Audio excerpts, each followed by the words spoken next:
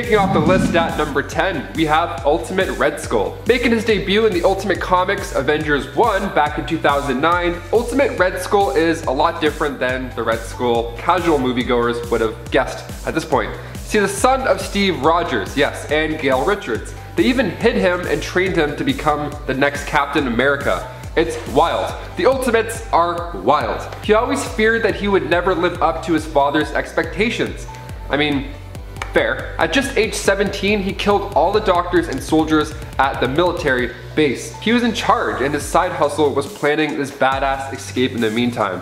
He then got the haunting look by using a kitchen knife and carving his head. So that's disgusting. Nice gross way to kick off this list. And before we continue on to number 9, guys, if you could go ahead and Hulk smash that like button because it really helps us out here at the studio. You guys are the best. Now back to the list. Coming in at number 9, we have Lyra. Taking place on Earth 8009, beginning with Hulk Raging Thunder issue 1. We find Lyra Walters, or sometimes referred to as Savage She-Hulk. She is the daughter of Thundra and Earth 616 Hulk. So yeah, she's from Earth 8009 in the 23rd century, and at that time the Earth was split into different factions, right? So the guys faction were like warriors, they looked up to like past heroes. Then the women came together under the United Sisterhood Republic, and they were outgunned and outmanned, like literally outmanned. So Thundra got sent to Earth, our Earth 616, where she met our Hulk, and had a baby. How cute. Lyra actually gets stronger when she's calm, and she's able to tap into the gamma sight, which means she can see the flow of gamma radiation. I'm doing my best interpretation of gamma radiation. Can't see the green, but it's a lot of gamma behind me. So she becomes a smarter and smoother fighter in this state. But if she becomes angry, she'll actually become weaker, which is fun. Let's play with that idea a bit. Number 8, Ultron. In the MCU, Tony and Bruce are the masterminds behind Ultron. But in the comics, it was actually Hank Pym. See, Ultron made his first debut back in 1968 in Avengers 54. And beneath the crimson cowl, we discover is indeed Ultron Pym. I love how in Age of Ultron they used a red cowl to hide his new and improved look. It was a nice reveal. In the comics, Hank Pym was actually the father of Ultron. So there's been many versions of Ultron, seeing as he constantly wants to upgrade himself and be bigger, badder, and bolder. He actually has the same brain patterns as Hank Pym. He figured it needed a personality, much like our MCU version of Ultron is basically Tony Stank, but with more, you know, metal, rage, fire, and blood and horribleness. Number 7, Hellcat. Real name Patricia Walker. You might recognize her from Marvel's Netflix shows where she's guest starred, but did you know she was also once an Avenger? Hellcat joined up with the Avengers in 1976, but actually had her own teen romantic comedy series before this called Miss America Magazine in 1944. Similar to Two Gun Kid, this is a popular character that sort of slowly evolved into a superhero. She appears again in 1977 in The Defenders, where she meets the son of Satan, and the two later become married, a husband and wife occult investigation team. She is a well-trained martial artist and gymnast, with wrist-mounted claws and grappling hooks. Surprisingly, she has appeared in 5 different Marvel video games, including LEGO Avengers. Number 6, Moondragon. Heather Douglas was a young girl driving through the desert with her parents when Thanos' spaceship landed on Earth. Not wanting witnesses, he blew up their car,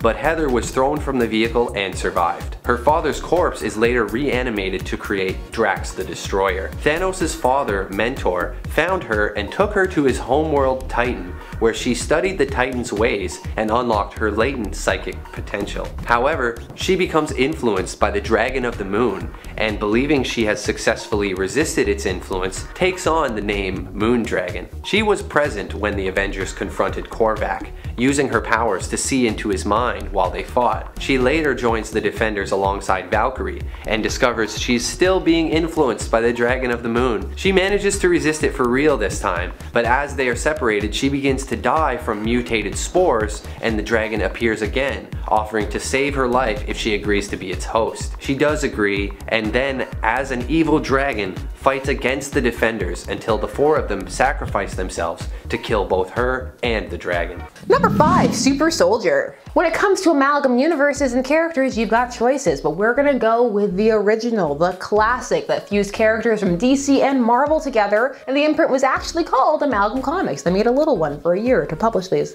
This happened after a series of lead-up versus fights. The characters would find themselves smooshed together. One of these fusions was Super Soldier, the combination of Superman and Captain America. The name's a bit on the nose, but what's he gonna do? This character debuted in 1996. Again, as I said in my Batman crossovers vid, the 90s loved a good crossover. So here in this universe, the Super Soldier serum was derived from DNA taken from a dead alien, because why not? What else are you gonna do with a dead alien? They gave this formula along with solar radiation to a young Clark Kent, who then developed abilities because of it and became a super soldier. So there's not much Steve Rogers in the name, but there's some in the backstory. Not all fusions are seamless.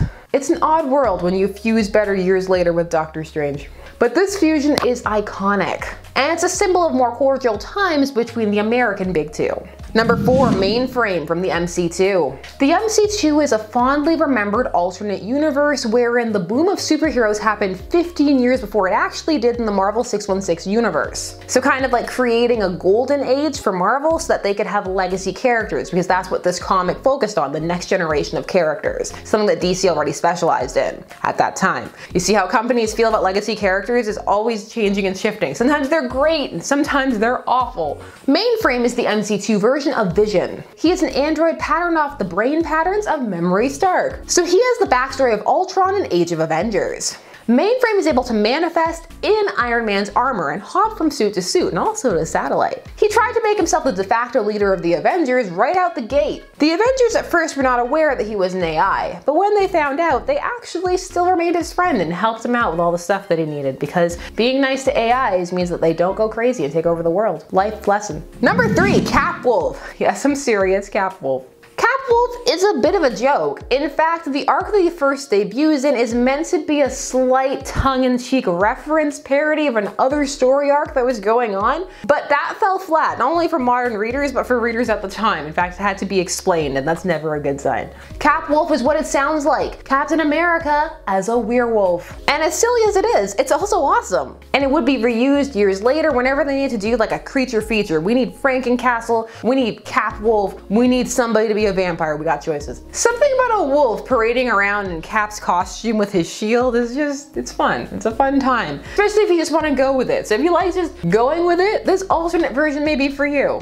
Number 2, Weapon Hex. Here we meet another fusion character, this one from Warp World, which we've talked about many times on this channel, but if you're new here, here are the cliff notes. Gamora, wielding the Infinity Gauntlet, took the souls from the Marvel Universe, put them inside the Soul Gem, and then folded it in half so that all of those souls were then fused together. This created a fusion of X-23, Laura Kinney, and the Scarlet Witch, Wanda Maximoff. Here we're looking at a baby being born through experimentation to be the ultimate weapon, but this time instead of it being through science, we're looking at it being through magic and the occult, which of course means there was also some prophecy involved. The result? A really cool fusion, where you've got hex lines all over her body, etc. Think that arc in Teen Titans, the animated series from 2003, where she had like the markings. It's a cool look. And it works surprisingly well as a backstory combo too. See? Magic and science. Thor was right. We found a world where they're one and the same. And number 1, Black Widow from the MCU. We're going to talk about Black Widow for our number 1, but really some would substitute many of the other characters in the MCU for this spot. The Marvel Cinematic Universe has become so large at this point that it just has its own fans and its own continuity that can operate, and for some does operate, entirely independently of comic canon, which is both a good and a bad thing, just like all things. For some, it made the characters more accessible and relatable. This is due to many's preference for a purely visual medium, because comics is also partially visual but also textual. There's, you know, layers. Black Widow emerged for some as a fan favorite. This was because they felt she was fully fleshed out, integral, and had many stories to tell. Some felt that she was underused, as was her potential in this universe. For some, the combination of medium and portrayal made her cooler than the original comic book version. As always, mileage varies, and some will prefer the MCU, some will prefer the comics, and some will enjoy both, or not like both. Different strokes. Number 10, Quasar. Wendell Vaughn was once a run-of-the-mill SHIELD agent who was placed in charge of guarding the quantum bands until one fateful day that changed his life forever. One day, AIM androids were sent to steal the bands, and William Wesley had unfortunately passed away just an hour before, so in order to protect them, Wendell put them on himself, and thanks to his lack of killer instincts, he was able to not only control the power of the bands, but also defeat the AIM androids. Now, if you're not familiar with the power of the quantum bands, let me give you a bit of a rundown. The quantum bands draw quantum energy from the universe, and specifically it taps into the quantum zone. With this, Quasar is capable of controlling all forms of energy. Now, similar to DC's Green Lantern, he can also use energy to create force fields, armor, and weapons, as well as fly, teleport into the quantum zone, and communicate via radio waves. As a longtime fan of the Avengers, Quasar was honored when Captain America personally invited him to join the team, and as a part of the team, he would go on to fight with them in the Kree/Shi'ar War. Unfortunately, Quasar's duties as the protector of the universe would limit his involvement thereafter though. Check him out in his first appearance as Marvel Boy in 1978's Captain America number 217.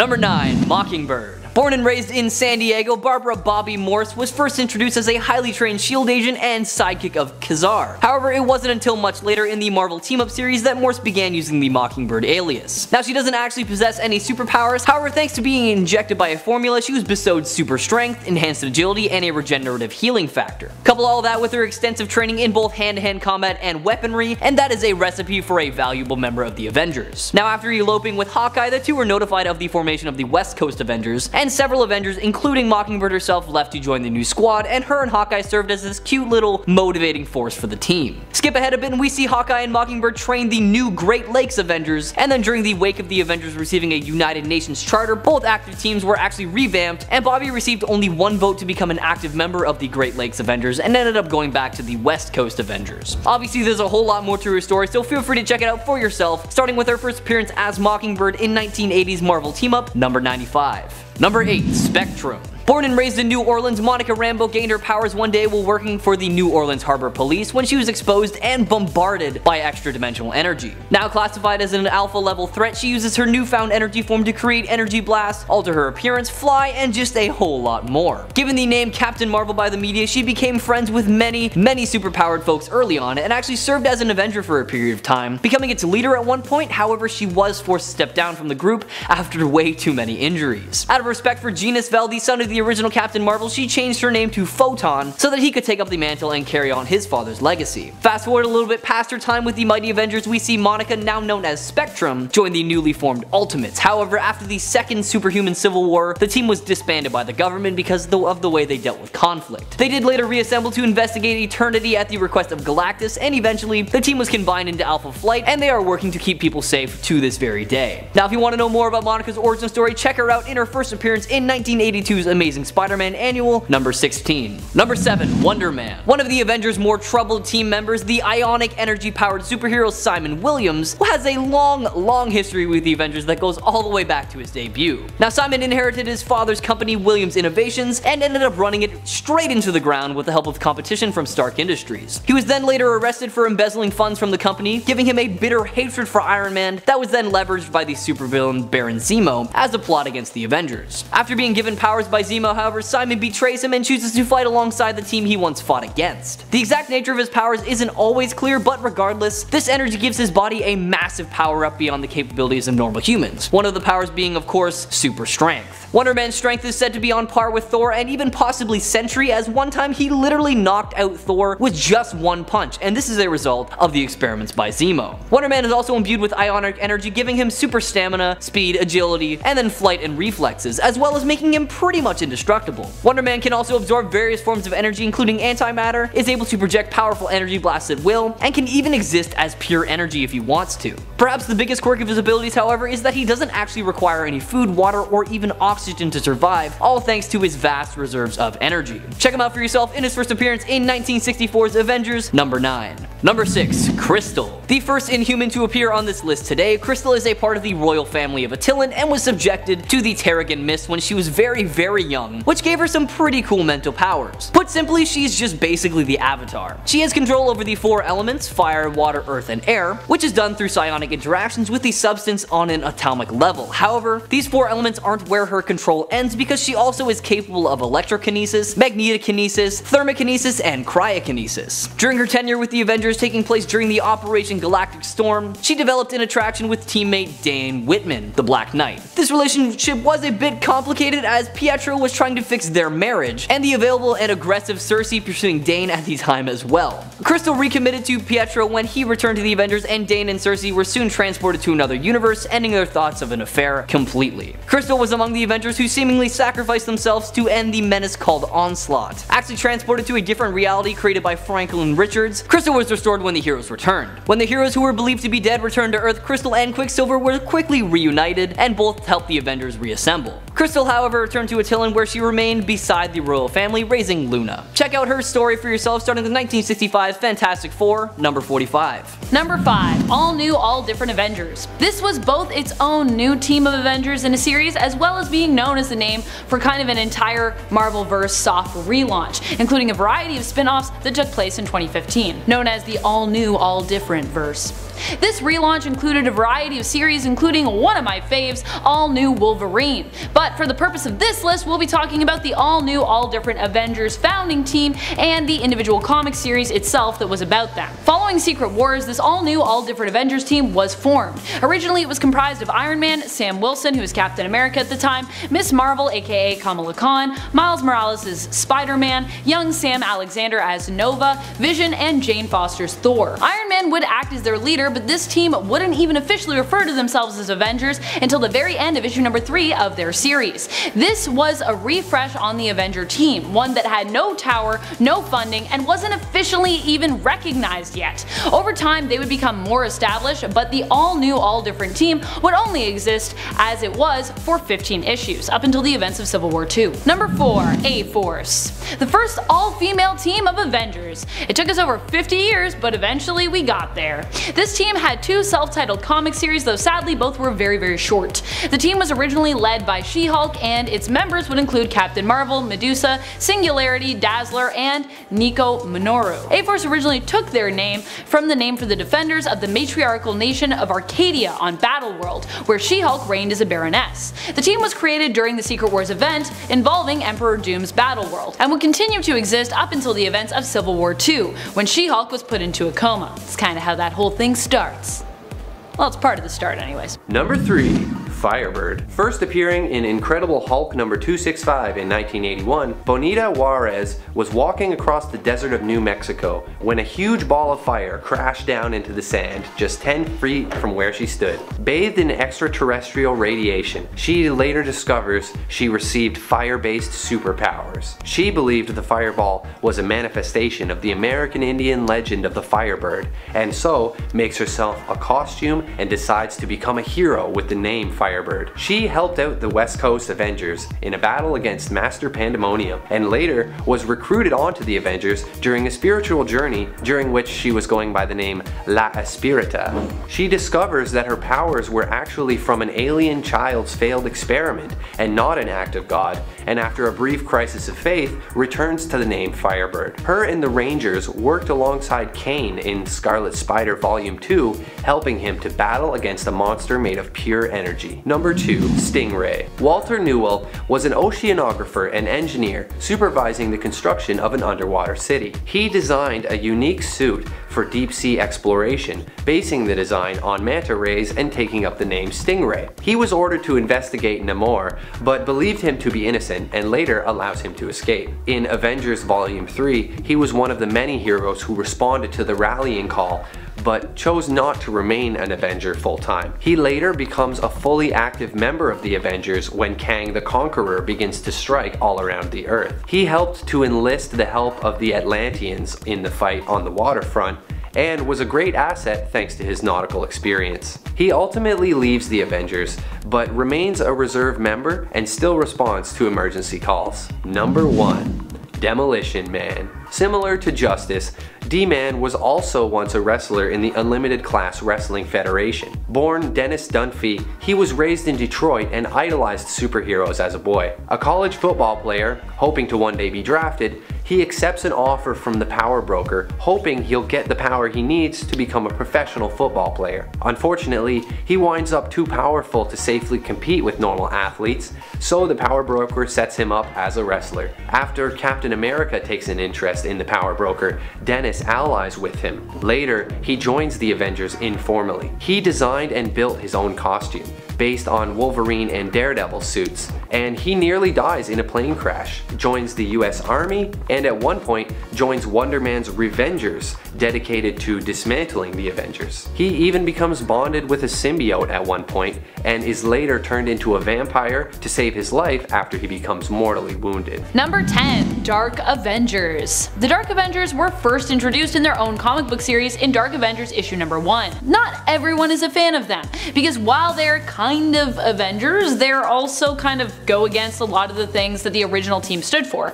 The Dark Avengers are led by Norman Osborn, who gets to make his own organization, Hammer, to safeguard the world's safety following the crumbling of S.H.I.E.L.D. and after his victory against the Skrull Queen, whose death was brought about by Osborn and was also televised, making him a worldwide hero in the eyes of many, despite the fact that, yeah, he was still definitely a villain. Still, although this team was comprised of villains, they did aim to do good things, just in their own way. In truth, they became more a team of anti-heroes than anything, with just a dash of villainous escapades organized by their leader, Osborn, who at this point went by Iron Patriot. Sort of like the Iron Man of this Dark Avengers crew. Number 9. Avengers Academy.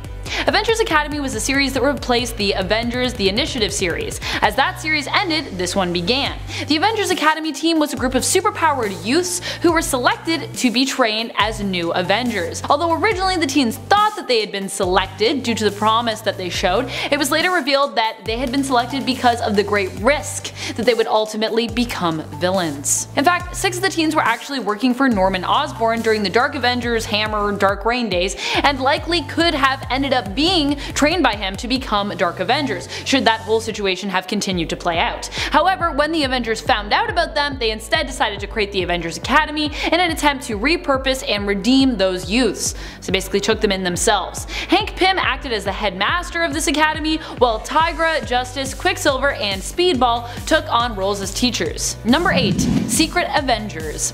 This team operated for 3 years in the comics. It was led by Commander Steve Rogers and Sharon Carter. After the dissolution of Hammer and the Dark Avengers, Steve was now left to decide what should come after. Instead of reforming S.H.I.E.L.D. or the Avengers, he decided to secure global safety through the use of various smaller Avengers teams. Secret Avengers was one of those teams that he himself led, and was a black ops unit used for covertly dealing with the problems that Osborn, Hammer, and the Dark Avengers had left behind and created during their reign. Members included Black Widow, Ant-Man, Beast, Moon Knight, War Machine, Nova, and a Valkyrie named Brunhilde. They were eventually disbanded by Hawkeye following their fight against the Descendants. But man, was it a fun and weird run.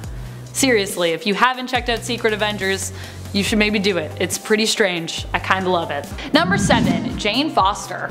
After Thor found he could no longer lift his hammer, Jane began to hear the call from Mjolnir. She had Heimdall take her to it and claim the hammer for herself. She was deemed worthy enough to pick it up and became Thor. Lady Thor, that is. Despite being diagnosed with cancer and finding out that her transformation into Thor wiped away all the progress of her chemo at the time, Jane continued to perform acts of heroism as Thor. Cause she's cool and brave like that. She has joined the Avengers team in a few instances, one being when she joined the Reformed team in the all-new, all-different Avengers series. Number 6. Miles Morales. Miles Morales is the Spider-Man of Earth 1610. He was mentored by Peter Parker of Earth 616 and eventually also ended up joining Earth 616 Avengers as well. He joined the team in the all-new, all-different Avengers series. Miles found himself tangled up with Iron Man and Sam Wilson, who was Captain America at the time, and a ragtag crew of heroes in an attempt to take down the Chitauri warlord known as Warbringer. The team wasn't referring to themselves as the Avengers yet, but of course, as the series is named, that they would later be referred to as the Avengers.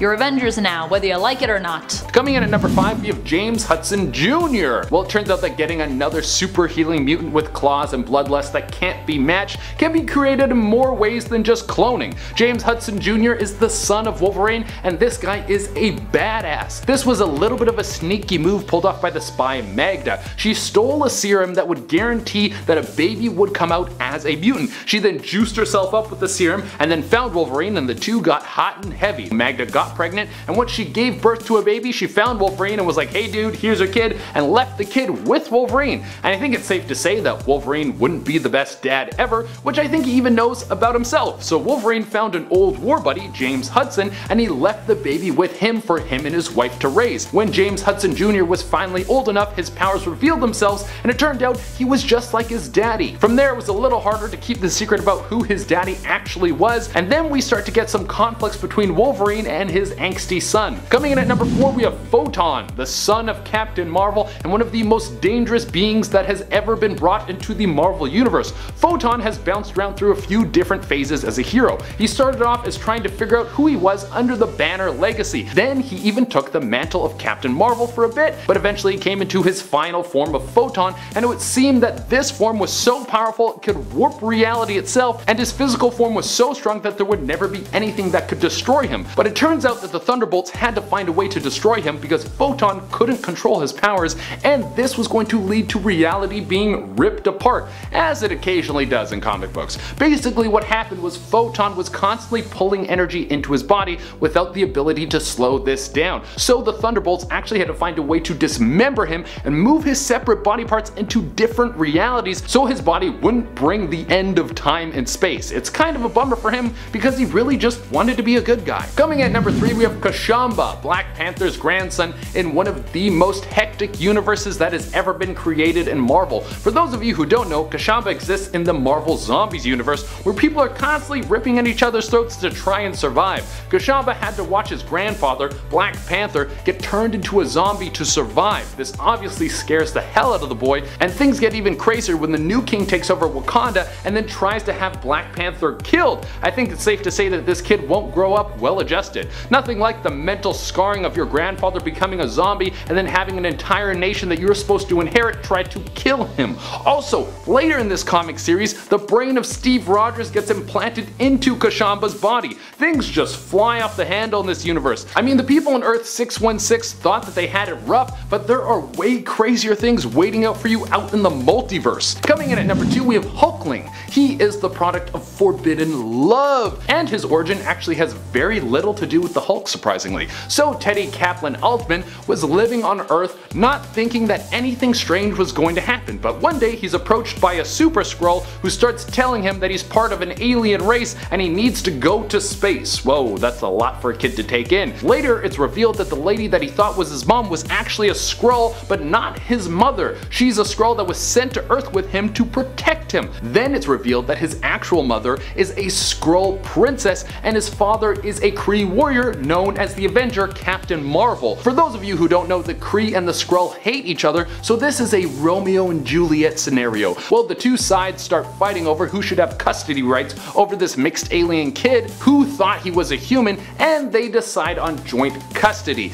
He'll spend half his life with the Kree and the other half with the Skrull, but a Skrull takes his place so he can stay on Earth. This storyline has more plot twists than an episode of Days of Our Lives. Now, outside of this crazy backstory, Hulkling has super strength and the power to shapeshift. He mimics the Hulk's powers and can shift his powers into so many other forms. Coming in at number 1, we have Wiccan. You know, if you're the son of both Scarlet Witch and Vision, you're gonna have some pretty serious powers. But Wiccan didn't even know that he was the baby of two of the greatest heroes of all time. Eventually, he met up with the young Avenger Speed and he realized that the two of them are brothers. Eventually, it's revealed who his real parents are, and they should have known because they all have very similar powers. Wiccan can fly, use magic, alter reality, create force fields, teleport, communicate through the mind, and control things with his mind. And if he's anything like his mama, he might end up being one of the strongest superhumans to ever be on planet Earth. We should probably get this kid into some therapy right now, and everyone should be super nice to him. We don't need another M-Day event happening. You know how everything got screwed up and reality was shifted forever. Number 10, Steel Corpse from Age of X. Iron Man is now a household name thanks largely to the MCU and the Iron Man film in 2008 that started it off. Believe it or not, before that he was not that well known in the mainstream. Don't let them rewrite history for you. Comic historians like to do that a lot, so does the media, especially right now. Still, within comics pre-MCU, Iron Man was decently utilized, but it definitely jumped up after that popularity. A lot of that was thanks to horizontal marketing. Anyway, on to Age of X, which came out in 2011. Here you had an intriguing version of Tony Stark who went by the name of Steel Corpse. Why? Because he had ended up becoming permanently bonded to his Iron Man costume, which was also slowly digesting him. Metal indeed. Seeing the irony in becoming a walking corpse, that's how he decided upon his name. Also, his armor could operate without him, like it had its own directives and would just drag him along for the ride. Tony has a bad history with that happening with his armors. His AI is just too good. He's making them too good. Number 9, Clue. You ever have words you just can't say? No matter how many times you hear it, people will say it right to you, and 2 seconds later, it's gone, like dust in the wind. This is one of those for me. Same with Kara and Kara. This is a sad Hulk. An alter ego of the Hulk, not Bruce Banner. This character is described as the Hulk of Hulks. Cause paradoxically, sometimes nothing makes you madder than feeling sad. It is said that this is the Hulk's repressed rage that even he has to always keep in check and inside because he knows that it'll be very dangerous. However, during the Axis storyline event, this alter ego broke free. And because Axis was all about heroes having the alternate moralities, well, this character went on a rampage and was more dangerous than the Hulk ever had been. So you know that means they racked up quite the body count because the Hulk has killed hundreds. I don't care what Marvel says. We've seen the towns destroyed. This character has a more streamlined, doomsday-esque design. It's pretty cool. Number 8, Hawkeye from Old Man Logan. Why hello again, Old Man Logan. We meet again. Not for the last time, I'm sure. Hawkeye is a main character for a decent portion of this story. He fulfills the role of cool side character. This Hawkeye is blind but still able to see in a way that is reminiscent of the Daredevil. He also has a ponytail, and you know you feel cool if you're rocking a ponytail. Hawkeye managed to survive all those years in that supervillain controlled America. That is until he teamed up with Wolverine, aka Logan. Don't do it, it's a bad life choice. If you want a cool archery style road trip companion, then Old Man Hawkeye is for you. Number 7, Natasha Stark. Let's go over a blip of an alternate universe. One that is more cool if you are a Stony shipper than anything else. Stony being the pairing of Steve Rogers and Tony Stark. Let me explain. I know some of you are already clicking off, but it's fine because all parts of fandom are valid. This universe is a sweet nod to the boon and transformative fandom that happened after the Civil War comic arc of 2006. This arc dealt with the pro versus anti-registration sides of superheroing.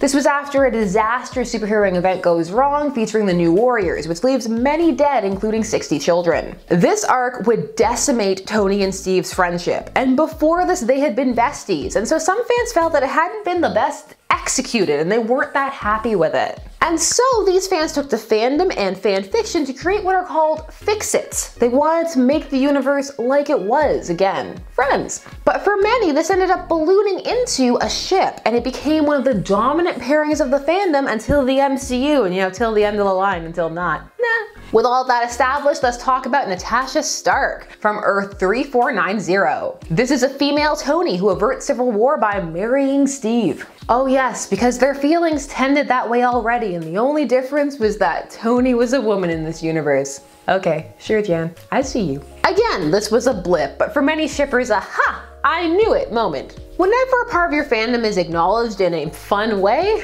it's always a good day. Fandom positivity is pretty cool. Number 6, Dargo Couture. Do you like Conan? Do you like Kamandi? Well then get ready for the Thor of Earth 10280. He is the last champion of Midgard, and he is living the most metal life, fighting Loki, who in this universe is a techno-sorcerer, which, I mean, how cool does that sound? Now he was a character who became Thor by wielding the hammer, which has happened multiple times throughout Thor's history. People become new Thors. Not that I would call myself that if my name was Dargo Couture. Is that a Farscape nod? Probably not, but I like to pretend it is because I make my own fun and connections. This costume is great. The spikes and somehow the extension of the wings on the helmet make them cool. He looks like he's heading a heavy metal band. Number 5, Miss America. Raised in a dimension outside of time and space known as the Utopian Parallel, America Chavez is one of Marvel's newer teen heroes, and she is a powerhouse to say the least. She's been a member of multiple super teams, including the Young Avengers, A-Force, the West Coast Avengers, and the Ultimates, and belongs to the younger generation generation of heroes who will potentially be the stars of Marvel stories in the future. Chavez gained her powers as a young girl from a magical entity that resided where she lived, and these powers are superhuman strength and speed, star portal creation which allows her to travel the multiverse, and of course, hypercosmic awareness alongside a number of other powers and abilities. When her dimension was threatened by black holes, her mothers sacrificed themselves to save it, and Chavez ran away from home to travel across dimensions. This began her journey both literally and emotionally from girl to superhero. Since her introduction, America has taken part in many huge plot points, one of the biggest being her role in Civil War II. Now I won't spoil too much of it for you because it absolutely deserves a read, but let's just say she was smart enough to outsmart Captain Marvel and Spectrum. Appearing for the first time in 2011's Avengers #1, why not check her out for yourself? Number 4. Captain Universe. Tamara DeVoe, aka Captain Universe, was once a woman who suffered from some pretty bad amnesia after a car crash. Although that's not the greatest outcome, she was also imbued with the power of the Enigma Force in the aftermath, so I guess that's somewhat of a bright side. Now what's the Enigma Force? Well, it is a mystical energy that passes through the microverse in order to protect and preserve the microverse. The wielders of this force are imbued with the Unipower, a facet of the Enigma Force that gives the wielder some pretty sweet powers. In Tamara's case, she was given the ability to manipulate matter and energy, and can also use Univision, which allows her to sense things on a subatomic level or at great distances, or she can use it to literally force someone to tell the truth. Her first mission with the Avengers was actually on Mars to stop the powerful beings Ex Nihilo, Abyss, and Aleph from terraforming the Earth in their image. When Tamara approached them, both Nihilo and Abyss recognized her as their literal goddess and the physical manifestation of the universe itself, so they immediately submitted and just agreed to her terms. However, Aleph did not and just straight up attacked her. Captain Universe easily burned the robot to ashes with a single touch, and the Avengers returned to Earth after a very easy job well done. That wasn't her only mission with the team though, but I will let you check that one out for yourself. Give her story a read starting with 2013's Avengers Volume 5, Number 1. Number 3. Dr. Tony Ho. After her father died saving Tony Stark's life, Tony resented Stark and strived to be better than him. I just realized this will be confusing because both of these people are named Tony. She studied programming and engineering at Caltech and ended up earning 3 doctorates by the age of 20. Her time with the Avengers began on Roberto da Costa, aka Sunspot's team of Avengers, AIM. Da Costa changed the acronym to stand for Avengers Idea Mechanics. She has appeared in the New Avengers comics and eventually left AIM to join the US Avengers and ended up taking up the mantle of Iron Patriot. Tony creates her own armored combat suits similar to Iron Man's, which she refers to as rescue armor. She refers to them as rescue armor probably because they're all non-lethal as well. That's kind of her thing. She's all about non-lethal fighting, keeping things safe. Number 2. Ghost Rider. Robbie Reyes is the Ghost Rider we are talking about this time. He was first introduced in the all-new Ghost Rider and is a car mechanic by day who street races at night in an effort to get money to help him and his brother move out of their rough neighborhood. He ends up possessed by the vengeful spirit of his uncle Eli and becomes Ghost Rider. Eventually Robbie joins up with the Avengers. You can see him fight alongside the team in the New Avengers comic series out of 2018 to 2019 Volume 8. At one point he even becomes the heart of an event where he is granted the powers of the other Avengers so that he can eventually go up against and hopefully take on what appears to be the Dark Celestials. Appears to be anyways. I know. What a story, right? He's also just a really sweet older brother. Also, cars. Number 1. Voyager. Vini Gost is the daughter of Grandmaster Endwi Gost. She originally used her powers to infiltrate the Avengers, inserting herself into their memories to make them believe she was a long-lost founding member of the team known as Valerie Vector. Voyager did that for her dad, Endwi Gost, to help him protect his title of Grandmaster, basically to help guarantee a winning wager on a contest he had gambled his title on with her uncle Challenger, who sought to win the bet and usurp her father. He used to be the Grandmaster before. Anyways, it's a lot of history, so we'll skip that. In the end, her true identity was revealed by Jarvis. After being inspired by the Avengers' true heroics, she decided to switch sides, defecting and seeking to help them and Earth instead. In the end, they offered Voyager a membership. Though she declined, she did agree to return to reclaim her membership at a later time. And in the series Avengers No Road Home, she is acknowledged as an Avenger on the character intro page. Number 10. Justice. Also known as Vance Astrovic, he has latent mutant telekinesis powers that were activated when he encountered his future self, Major Victory of the Guardians of the Galaxy. The Major also traveled back in time and across realities to prevent himself from ever acquiring powers, but instead just activated them early and created an alternate timeline.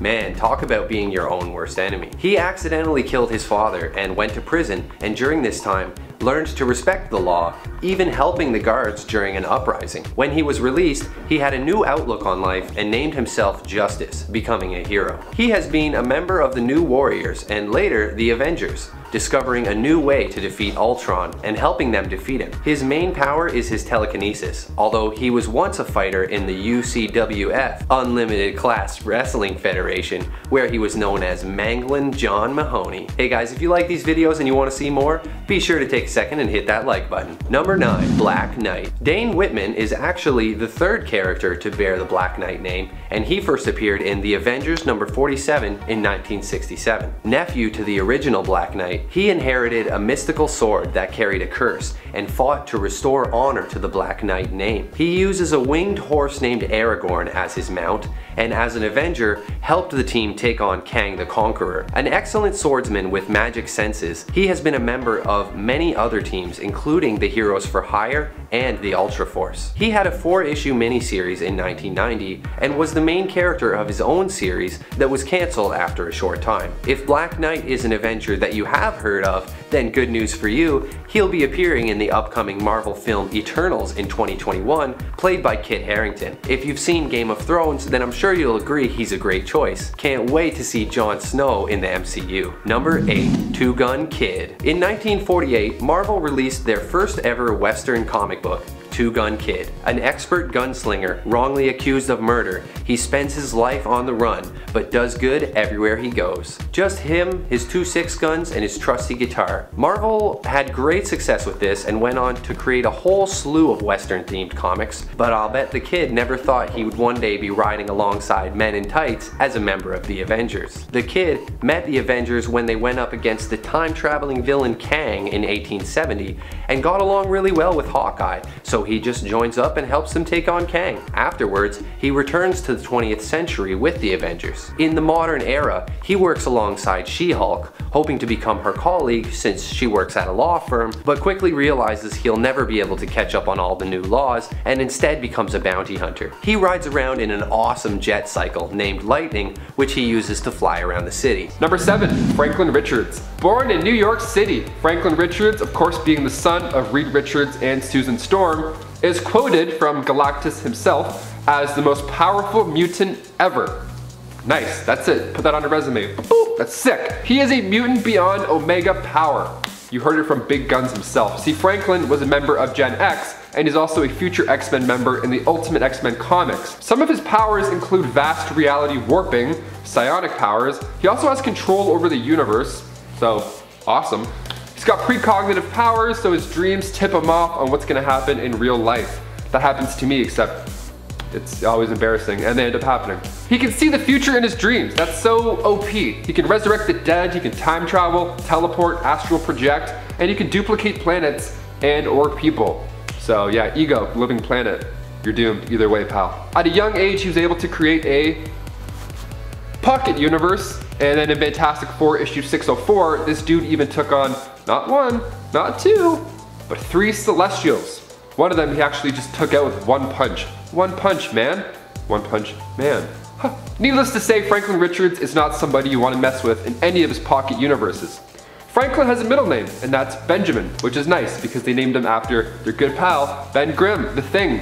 My middle name's Douglas. Number 6, Red She-Hulk. So this mysterious character just showed up when the Red Hulk gathered a team to hunt down Domino. So while Wolverine was fighting Red Hulk, he like scratched his eyes out, which is a mess. And then just as Wolverine was about to finish him off, bam! Red She-Hulk comes in to save the day, and she's fierce. Like right off the bat, she taunts Wolverine by showing him her fancy new outfit that used to belong to Domino. Like she had Domino's gun, she had Elektra's sai, and then she bragged about how she killed the two and took their weapons and clothes. So she's kind of a hot mess. She held off the fight long enough for Red Hulk to recuperate, and then unbeknownst to Red Hulk until later on, the identity of the new mysterious Red Badass is actually none other than Betty Ross. General Ross became the Red Hulk and was an Avenger at one point, so his daughter, Betty, naturally also became the Red She-Hulk.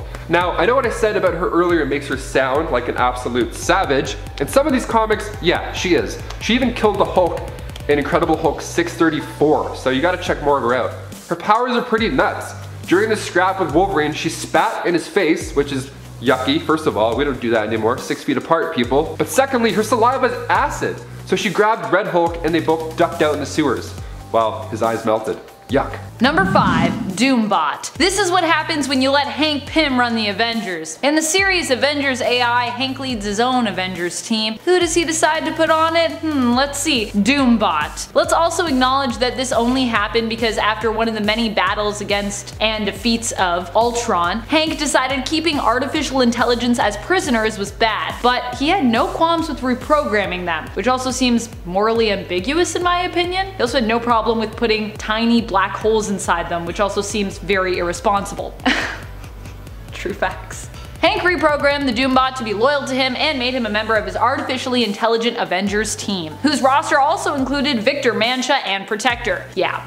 Pym probably just shouldn't get to lead Avengers teams in my opinion. Certainly not AI ones either. He also created Ultron, so. Doombot wasn't completely useless as he was still a Doombot, but wasn't useful enough to be remembered. Sad face. After the AI Avengers disbanded, the rest of the Avengers lost track of him, or didn't care to keep up, and we didn't really see him again until he reappeared to help his teammate Victor Mancha find a new body in the 2017 Runaway series. Also, you should read that because it's really good. Number 4. Triathlon. Delroy Garrett Jr. is a pretty exceptional human, I won't lie. I mean, he wound up making it into the Olympic Games and won a total of 3 gold medals, so obviously he's got some talent, right? Well, I hate to break it to you, but not really, as he tested positive for steroids and was basically banned from sports for life after that. Turning to religion, Garrett ended up joining a cult that bestowed him with the powers of 3D Man, which basically meant that he gained various superhuman physical attributes that are approximately 3 times greater than that of even the finest human athlete. Pretty much he gained the powers he got from steroids without the steroids. Captain America eventually recruited Triathlon for the Secret Avengers, a team that worked against the Superhuman Registration Act, but Triathlon kept pushing for the main Avengers to be just a little bit more diverse, and that landed him on a spot on the main team for a while.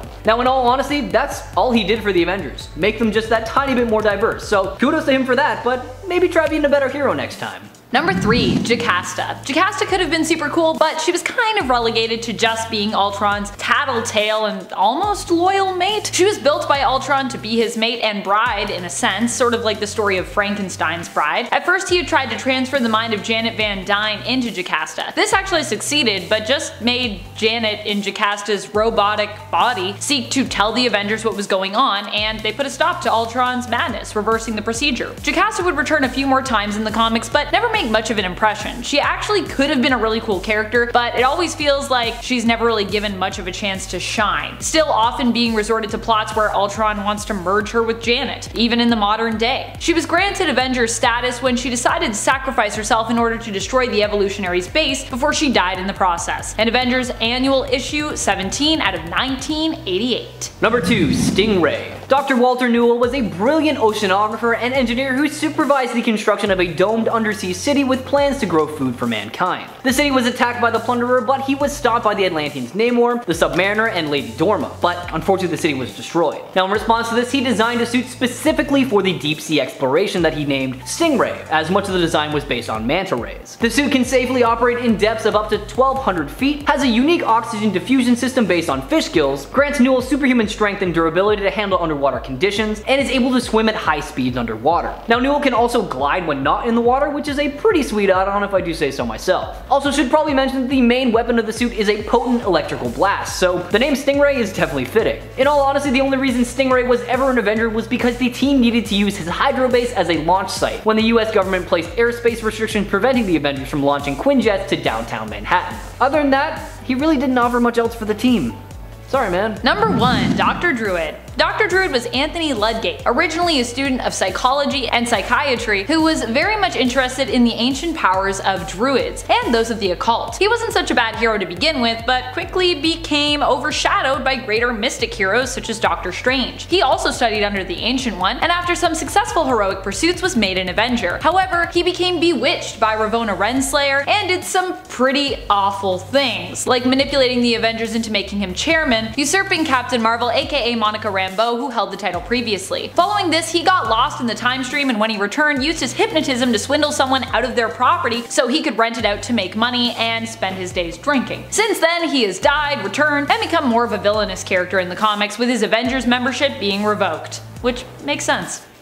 Coming in at number 10 we have Jerry Drew. Jessica Drew, otherwise known as Spider-Woman, decided that she would take a break from trying to save the world and focus on building up a family. Well, it turns out the world wanted that to be hard for her too. After the baby was born, it was extremely sick. Since spider people normally get their powers from an irradiated spider, just like Jessica did, they have irradiated blood. This exposure to radiation caused her baby to be very sick, and doctors couldn't find any way to help out the poor boy. This left everything up to Spider-Woman to try and fix the problem. She came up with a cure for her own powers in hopes that this would cure her son of this horrible sickness, and turns out that it unlocked all of his spider abilities. But unfortunately, this didn't cure him from being incredibly ill, but he could still survive with his newfound strength. He would later become Spider-Boy, a young whippersnapper addition to the Spider family. Coming in at number 9 we have Thunderstrike. Eric Masterson was a powerful hero known as Thunderstrike. He was the wielder of a powerful Asgardian weapon, and in some ways it was similar to Mjolnir, but he would fall the sad fate that some heroes are met with, and that is of course dying. In the time of him missing, Thunderstrike's son, Kevin Masterson, would step in as the new hero that everyone needed, and in this time he would have the added edge that his father didn't. The Valkyrie Grunhilda would come down to Earth to teach the young hero how to use his mighty weapon so he wouldn't end up the same way that his father did. Kevin, running around now as Thunderstrike, would be able to become such a powerful hero that there was a time when Thor was nowhere to be found and Kevin stepped in to fill his spot. That's pretty gnarly. You have to be one bad dude to be able to come in and take the spot of the God of Thunder. Of course, when Thor came back, he was like, sorry kid, but I'm the only God of Thunder around here. And guys, make sure you hit that like button because it really helps us out.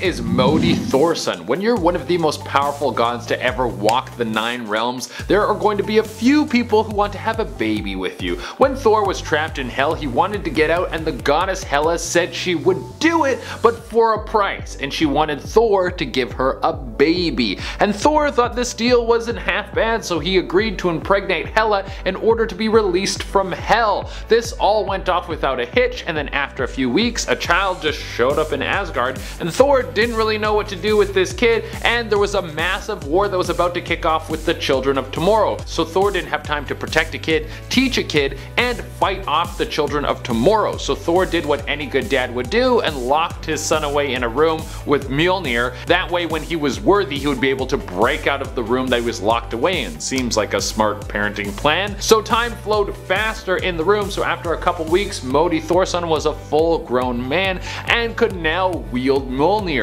He burst out of the room, he hated his dad, and then he tried to destroy America to build a new Asgard, and he had some pretty intense magical powers. Coming at number 7 we have X-23. No, technically not a child. Wolverine didn't impregnate someone to make X-23, but he has definitely raised her as a daughter, and he has an emotional attachment to her as if she was his own flesh and blood, which she is just not in the traditional sense. X-23 is of course the clone of Wolverine, who was built for one reason and one reason only: to be a tool of death. She has Wolverine's same powers and has been trained in hand-to-hand combat in ways that rival even Wolverine himself. She also constantly struggles with the fact that she was made as a weapon. The people who made her see her as property and can use her for whatever nefarious purposes they want, but of course Laura Kinney, also known as X-23, is a person and doesn't want to be treated like someone's property. I don't know if the people making her ever thought that she would take after her father. Like maybe it was a bad idea to clone the dude who you tried to turn into a weapon before and then rebelled against you and has been fighting against you ever since he escaped. Who would have thought that his clone would do pretty much the exact same thing? Coming in at number 6 we have Hope Summers. The aptly named Hope was the first mutant to make it into existence after the world was hit with the tragic event known as M-Day.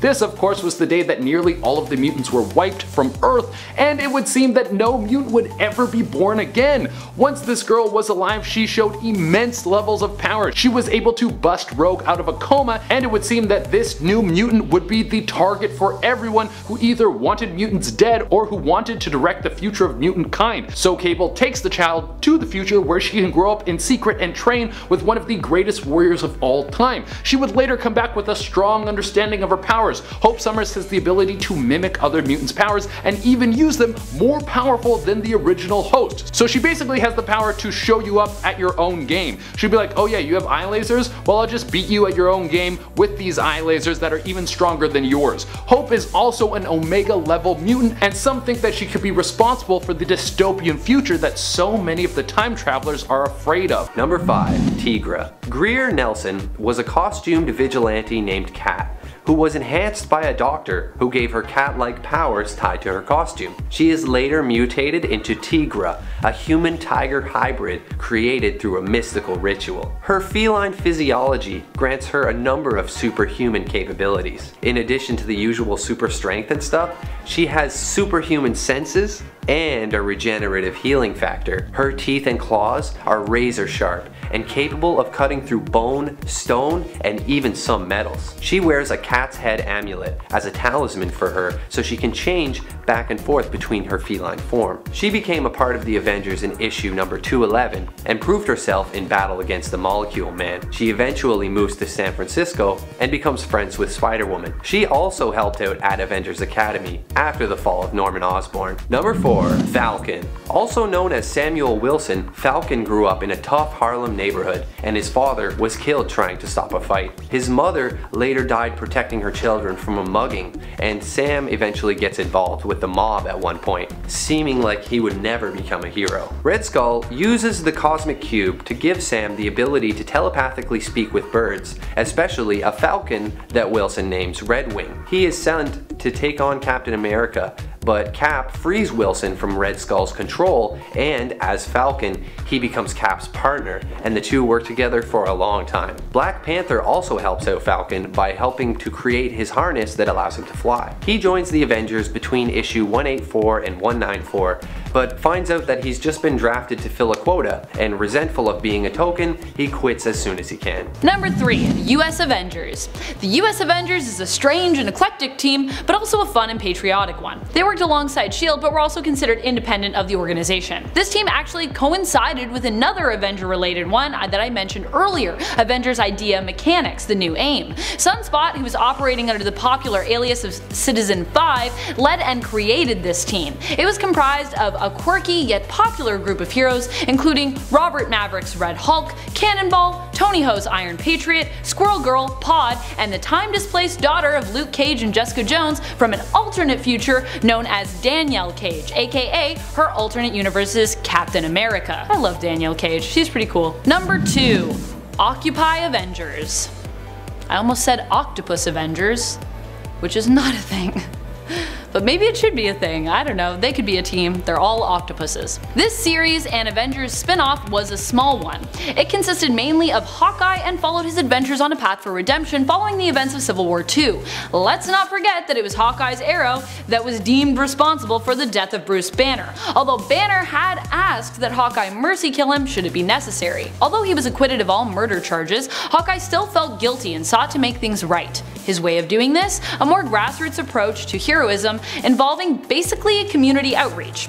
Clint focused on more real-world problems that threatened people, like fixing up Santa Rosa, New Mexico's water supply. During the run of Occupy Avengers, Hawkeye would be joined by other heroes such as Red Wolf and Nightshade, who would join him on his quest. Number 1. Savage Avengers. This ruthless team of Avengers is basically one of the newest anti-hero Avenger teams to form, and is more anti-hero than our number 10 spot, the Dark Avengers, because all the members are still definitely the good guys, but are also known for being violent killers as well.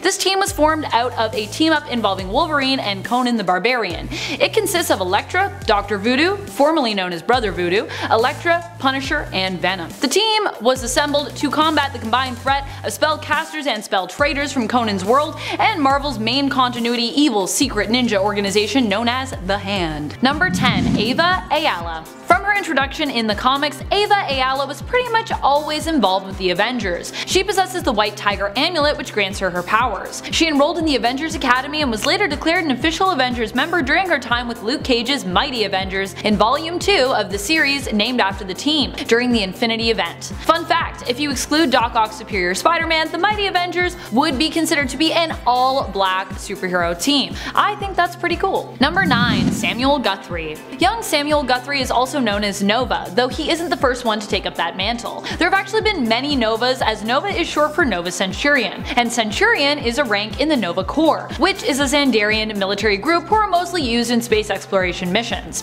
Sam was the son of Jesse Alexander, who himself was a Nova Centurion. Sam ended up taking up his father's mantle after his father appeared to go missing. Sam would later end up crash landing on Earth and warning the Avengers of the incoming Phoenix Force during the Avengers vs. X-Men event. Siding with Avengers and doing his best to help them in their fight would grant Sam the opportunity to join the team.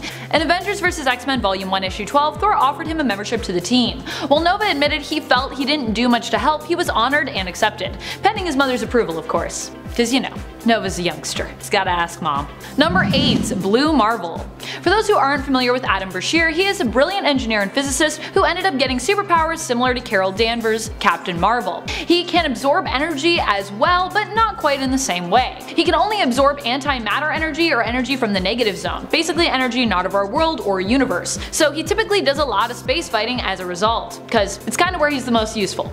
He's also sometimes known for his romantic relationship with Spectrum, aka Monica Rambeau. He wasn't acknowledged as an official member of the Avengers until the self-titled Mighty Avengers series Volume 2 out of 2012. Luke Cage, the team leader, acknowledged him as an Avenger during the Infinity event when he was helping the team. Though we would later find out that Adam had actually been part of a team predating Luke's from the 1970s, also referred to as the Mighty Avengers. But this wouldn't happen till issue 11 of the series, whereas he was welcomed to the team officially in issue 3, in regards to comic book timeline.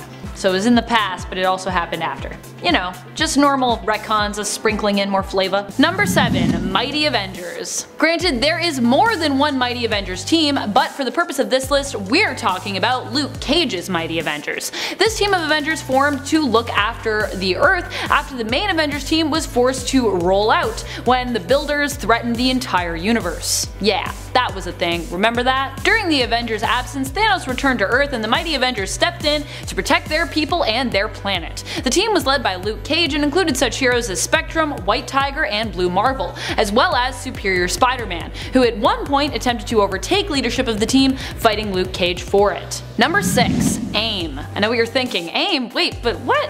AIM was originally the villainous organization of genius-level scientists, also known as Advanced Idea Mechanics, who aimed, get it, aimed, to overthrow the government and rule the world using technological advancements. So what are you talking about, Amanda? How can they be an Avengers team? Well, this organization eventually was taken over by mutant and hero Sunspot, Roberto da Costa. Sunspot renamed the organization Avengers Idea Mechanics and set out to reclaim and reform it. He used the organization for good, filling it with more noble, brilliant minds who developed tech to help with Sunspot's new Avengers rescue missions. Roberto basically merged his new Avengers team with AIM to create this new technologically advanced Avengers team.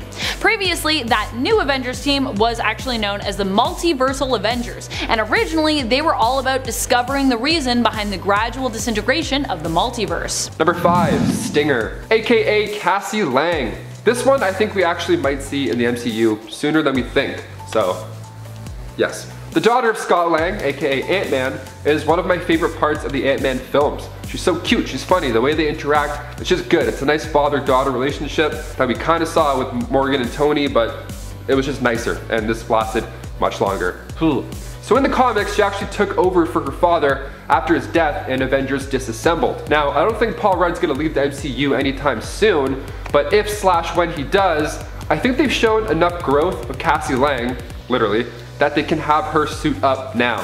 I mean, who knows, maybe after he supposedly blipped, Cassie wanted to like avenge him and stuff. We didn't really see a lot of that side. Even in the comics, she was asked by Scarlet Witch to join the Young Avengers. Then she donned the name Stinger after she died and came back to life. Now, while I don't think this exactly is gonna happen anytime soon in the movies, I'm getting an idea that she works alongside Scott Lang in the next movie. That's my prediction. See, Scott watched Hank and Hope play catch up during this franchise. She practically begged him to get her own suit, but Hank's like, no, or Michael Douglas said no like 1,000 times, he yelled a lot too. Scott probably saw this and knew it was gonna happen eventually with him and Cassie, right? So we had that little time jump in Endgame, now we've got an older Cassie in a world that's pretty dangerous. Maybe we'll see it, maybe we won't. Maybe it's Maybelline. And number 4, Valeria Richards. The second child, as you would have guessed, by Reed Richards and Susan Storm. She made her debut in Fantastic Four Volume 3, Issue 54. Valeria is also so badass like her brother. She may not be as powerful as her brother, you know, with the whole Omega level pocket universe jazz, but she's super smart, smarter than her dad even. Pretty sick. She's also more into working alongside her uncle, Victor Von Doom. There's always the cool uncle everybody loves, you know? You can't help it, just too cool. Hashtag too cool for school. She believes that Reed also never really used his knowledge to help people. Rather, he just did things for himself, which is a common theme in superhero worlds. Donning the nickname Brainstorm in the meantime, hopefully we get to see her sometime soon. Number 3, Scotty Summers. Making his debut in Mutant X issue 1 back in 1998, Scotty Summers is the son of Avengers member Havoc and Madeline Pryor. The Inferno event is probably the most noted piece of his history. See, they wanted to use Scotty Summers as a sacrifice in order to open up a portal to the Goblin Force. Madeline saved him, but in doing so, she became possessed by the Goblin Queen. This was when he showed his true power. That power just happens to be up there with Franklin Richards. Celestial level, baby. He's the best. He has soul sense empathy, so he has the ability to sense the goodness in others without even touching them. And on top of that, he can read minds, so it doesn't matter how you feel or think, Scotty already knows. And Psionic Firebird is pretty wild too. He can turn into a psychic firebird whose claws can harm you physically and or mentally. Nice. Number 2, Vision. The son of Iron Man and Banner. In Captain America Civil War, we see the fallout of Tony and Cap begin. See, after creating an evil robot son who wants nothing but destruction, Tony figures, well, maybe if I make another one, the new body and Mind Stone will kind of be good. And it did. It was pretty sweet, and he kicks ass. Vision started out as his android that belonged to Tony Stark. And then by time Infinity War, Banner says the line, "You lost another Superbot?" And then Tony responds with, "I didn't lose him, he's evolving." So this is an interesting time in the MCU. Vision is like the son of Iron Man, and then after we lost him, I knew there would be more. Even in this poster, there's a glitch, a little speck of color left in it. In Infinity Gauntlet, we see a colorless Vision after he meets a similar demise. So when that poster was released, I figured there was a part of him that was downloaded and left somewhere, because Marvel doesn't just make printing errors. I don't know why we didn't look into this more. So with WandaVision releasing on Disney Plus next year, this could become reality. Who knows where the baby Avenger will end up, but I'm excited and also very nervous. Please be okay. And finally at number 1, we got Scar. Making his debut in World War Hulk issue 5, he was conceived during the Planet Hulk storyline. He's a son of Hulk and Kyra the Old Strong. After Hulk had spent time on Sakaar, he also started spending a little bit of alone time, you know? So after Hulk had left the planet, Sakaar had popped out of a cocoon and he resembled a teenager after just a year. So, growing pretty fast. Now given the fact he was born to a not so chill planet, he learned to kill like it was a normal thing. Well, he needed to kill for survival. Eventually, he ends up on Axman Bone's radar. So Scar retains the old power as well. So he has the ability to control tectonic energy, like summon lava and magma, and he can also tap into energy projection. Out of the many children of the Hulk, Scar easily takes the top of that list. And also the top of this list as well, because he's here. So there it is.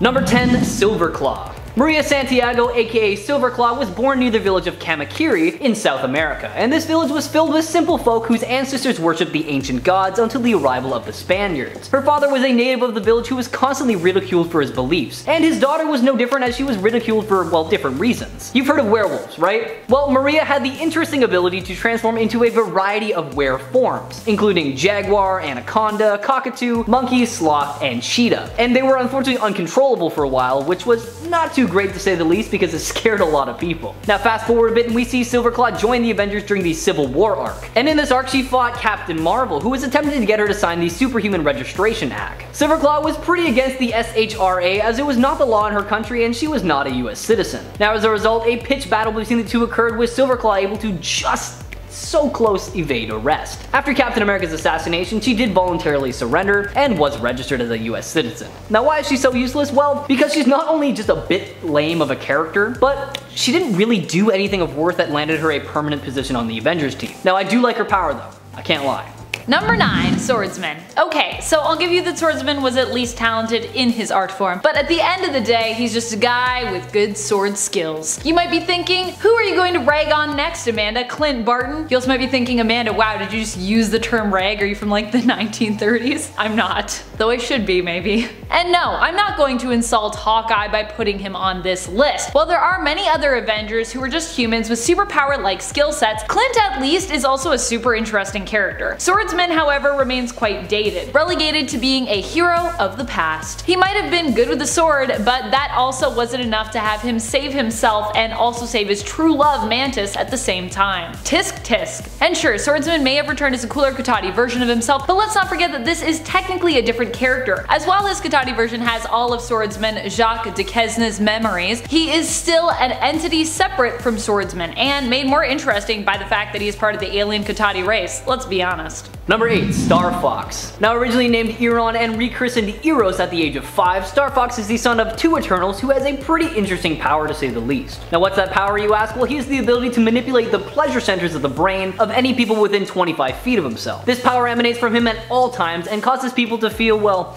good. And by concentrating just a little bit more, he can provoke extremely pleasurable sensations and make a person highly aroused, euphoric, or totally sedated depending on what the situation calls for. Eros has spent most of his life fighting his power-hungry brother Thanos, and that's right, that Thanos. And honestly, you'd think that being related to one of the biggest and strongest bad guys in all of Marvel history would make you a pretty useful ally, but sadly you'd be wrong. The Avengers admitted him to their training program and gave him the name Star Fox since they felt Eros was a little inappropriate for a code name. And he served the Avengers faithfully for several months, helping them vanquish enemies like the Wizard, Terminus, and Maelstrom. That being said though, when he first joined the Avengers, he intentionally failed to mention his ability. Needless to say, when they found out, he didn't last. Number 7, Two Gun Kid. Another human, Two Gun Kid is a Western style hero. Sure, Westerns are cool, but Two Gun Kid is basically just a cowboy. Take away his guns and his horse lightning and there ain't much there to work with. We aren't talking about the original Two Gun Kid either. The original Two Gun Kid was Clay Harder, who first appeared in 1948 in Two Gun Kid issue number 1. This version of Two Gun Kid, Matt Hawk, would not appear until 1962 in issue 60 of the series. He doesn't have superpowers and he's literally from the 1870s, so he wouldn't be a very knowledgeable hero in the modern day. In fact, when he came to the modern day, he had Hawkeye show him around, became an honorary member of the Avengers, but then decided he missed his own time period, so returned home.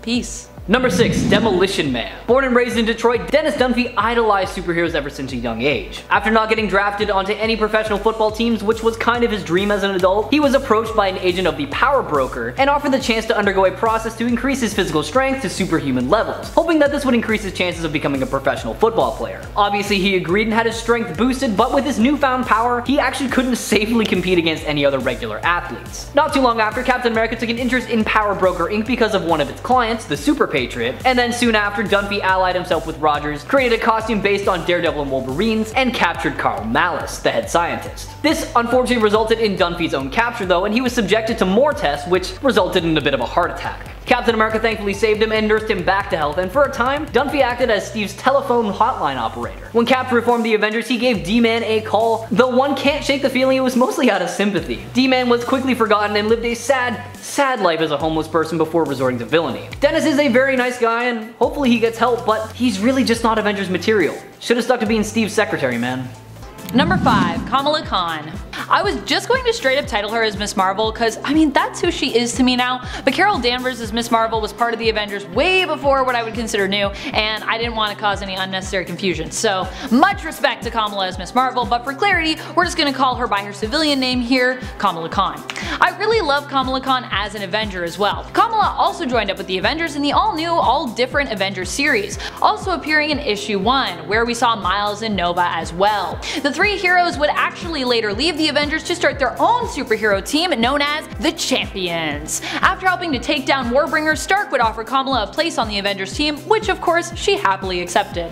Number 4, Nadia Van Dyne. Nadia Van Dyne was originally just Nadia. She was the daughter of Hank Pym and his first wife, Maria Travoia. How did she end up with Janet Van Dyne's last name? Well, she asked her if she could use it. She felt she knew and admired Van Dyne more than her parents, whom she really had never known. In fact, Nadia was actually kidnapped at a young age and raised raised in Russia in the Red Room, where she was trained to become a spy, which is why we hadn't heard of her until much later. She eventually escaped her fate as a Red Room agent and decided to seek out her stepmother Janet and her father's teammates, the Avengers, after learning that her father had been killed in the fight against Ultron. Nadia also took up the codename Wasp. Following the events of Civil War II, she ended up joining the Avenger team herself. Janet and the rest of the team ended up warming to her, and Janet revealed that she actually approved of Nadia adopting her mantle. Aw, cute. Number 3. Ares. Inspired by a Greek god of the same name, Ares was initially introduced as an antagonist to Thor. However, in 2006, Ares became more of an anti-hero, which inevitably led to him joining forces with the Avengers. Thanks to his Olympian physiology, Ares possesses superhuman strength, speed, stamina, durability, and agility, and is a true immortal, meaning that he can't die by any conventional means. Not only that, Ares has the ability to manipulate war, strife, combat, and all forms of conflict, including mental, physical, spiritual, and conceptual ones, regardless of the area and numbers involved, meaning he can control how they progress. Immediately following the superhero civil war over its legislation, Iron Man and Ms. Marvel traveled to Ares' construction site to recruit him for their new Avengers team. Agreeing that the heroes had ruined his civilian cover, Ares eventually agreed to join the team after Iron Man threatened to deport him to Olympus if he didn't register with the US government and promised a salary similar to that of his construction job. He played a pivotal role in Ultron's defeat and was also largely responsible for bringing down Norman Osborn's Dark Avengers. That victory was sadly bittersweet though, because it led to his death, as he was just straight up ripped completely in half. Don't worry though, like I said, he is a god, so he was resurrected not too long after. Check out his entire story for yourself, starting with his first appearance all the way back in the Golden Age in 1942's comedy comics number 10. Number 2. Gilgamesh. Often referred to as the Forgotten One, Gilgamesh's heroic exploits have become so legendary over the millennia that he's often referred to as heroes of myth like Hercules and of course Gilgamesh, which kind of explains his name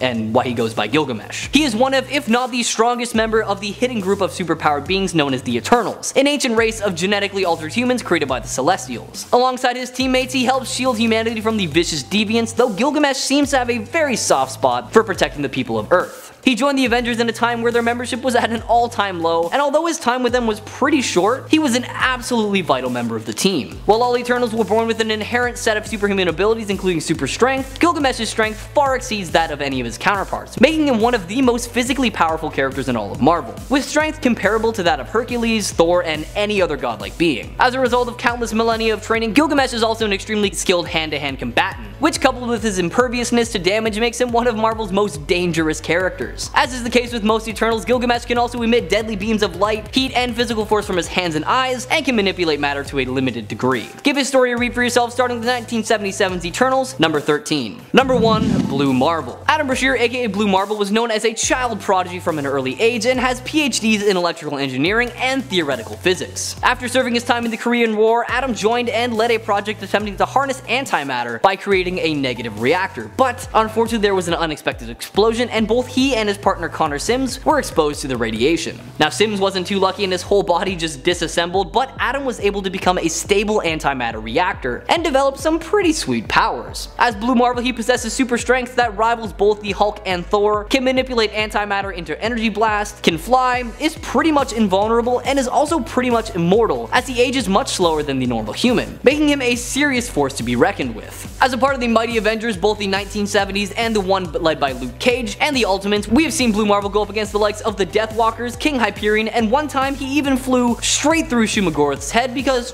why not, right? Not only that, he has been seen able to withstand the blast of a hydrogen bomb and can even go toe-to-toe with Captain Marvel and come out relatively unscathed. So yeah, he deserves the top spot today. Check him out for yourself, starting with 2009's Adam, Legend of the Blue Marvel, number 1.